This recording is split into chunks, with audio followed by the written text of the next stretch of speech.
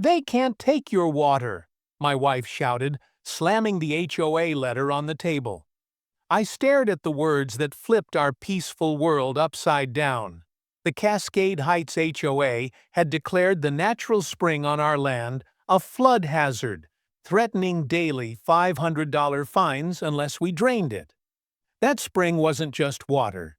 It was a living piece of my family's history, flowing for generations, nurturing wildlife, and cooling the neighborhood. But the HOA had no idea what that spring really did, or what would happen when they messed with it. Victoria Reed, the new HOA president, had hated the spring since she moved in. She called it an eyesore, claimed it lowered property values. But we soon realized it wasn't about safety, it was about power and profit. She pushed through a vote to remove the spring, backed by a so-called geological report prepared by her brother-in-law.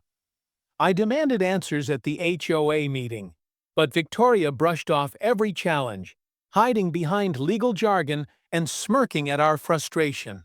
Behind closed doors, she was plotting to sell off our land to developers. All she needed was that spring out of the way. Even our neighbors started acting strange. Martha, who once fed ducks with her grandkids at our spring, voted to remove it after Victoria promised to approve her home extension. The betrayal was piling up. Digging through dusty county records, I found proof. The survey was a fraud. Worse, our spring wasn't just a quaint water feature. It was part of a historic watershed system, a natural pressure valve for the underground aquifer that ran beneath our entire neighborhood. If that spring was drained, groundwater pressure could skyrocket. Flooding, cracks, foundation collapses. I launched a simple website with all the evidence, photos, documents, and maps. At first, no one believed me. But everything changed the day the pumps arrived. At dawn, Victoria's crew rolled in. Massive industrial pumps roared as they drained the spring dry. My wife Sarah filmed it all. Ducks scattered. Our old willows wilted, and a pit of cracked mud was all that remained. 3 days later, the Johnsons' basement flooded. Then the Garcias, then Martha. Grass turned to sludge. Driveways cracked. Insurance companies blamed groundwater intrusion and denied every claim. Victoria denied responsibility. Isolated incidents, she said, old pipes, but our inboxes filled with complaints. Soggy carpets, Moldavian families in panic. The community was split. Some blamed us for resisting the HOA. Others started realizing the truth. My inbox was full, some angry, some grateful. Sam, a hydrologist friend from college, showed up at our door with maps and monitors. Sam's readings confirmed everything. Groundwater pressure was rising at an unsustainable rate. Homes were literally being pushed up from below. Then came the whistleblowers. Harold, the HOA treasurer, handed over suspicious financial records. Martha confessed. Victoria had offered board votes in exchange for loyalty. The biggest shock?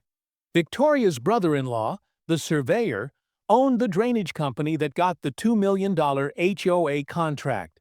We were pawns in a land grab scheme. With help from Sam, we mapped the aquifer's imbalance. We shared our data in the neighborhood Facebook group.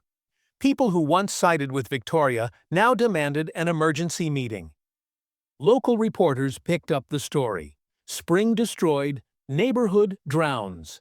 Headlines spread. Environmental groups started calling. Our small crisis had become a statewide scandal. The HOA reluctantly held a meeting. Victoria strutted in, smiling smugly. "Basement floods are unfortunate," she said, "but that spring was never essential." Just then, a loud crack echoed through the room. The floor of Victoria's kitchen, visible through the meeting hall's windows, erupted in a geyser of water. Victoria gasped. Reporters rushed forward.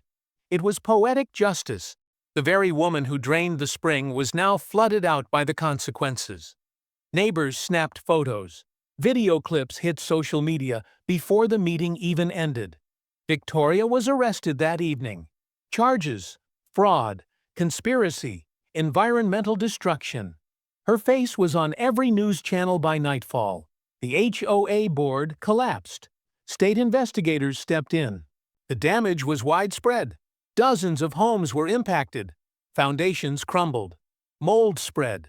Insurance companies refused to pay. Legal battles dragged on. But we had momentum. With Victoria in jail, a court granted access to HOA funds. Combined with state emergency relief, we began to rebuild. Kids helped replant trees. Engineers redesigned drainage systems. Sam oversaw the reopening of the spring, carefully, slowly, and it worked. The water flowed again. Green returned to the lawns. Even Martha planted new willows. Victoria was sentenced to 15 years. Her brother-in-law's company was shut down. The spring was given permanent protection status. No HOA can touch it again. Cascade Heights changed forever. We rewrote the bylaws. Every future decision requires environmental review and public vote. Universities now study our neighborhood as a model for sustainable suburban living. Environmental justice groups use our case as training material. Sometimes, the most powerful revenge isn't angry words or lawsuits. It's letting the truth flow freely. Like water. I often sit by the spring now, watching ducks return, trees sway, and children laugh. Nature doesn't forget. And when you try to silence it, it always finds a way to rise.